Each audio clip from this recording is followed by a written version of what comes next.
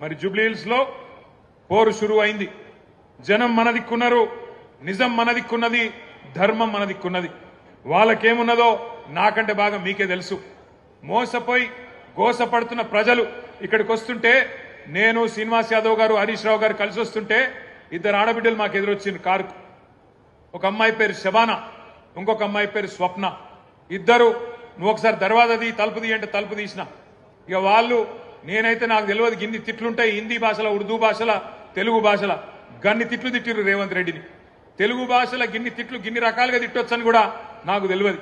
గన్ని తిట్లు తిట్టి వాళ్ళు ఒకటే మాట చెప్పిర్రు, అన్నా మీరు వచ్చే అవసరం లేదు, చెప్పే అవసరం లేదు, మా ఆడబిడ్డలు మేమే చూపెడతాం, ఒక దుర్గాదేవి లెక్క, ఒక కాళికాదేవి లెక్క భరతం భరతం కాంగ్రెస్ పార్టీది, మోసం చేసినందుకు మేం చూసుకుంటాం వాళ్ళ సంగతి అని చెప్పి దోకాబడ్డ ఆడబిడ్డ శబానా చెప్పింది.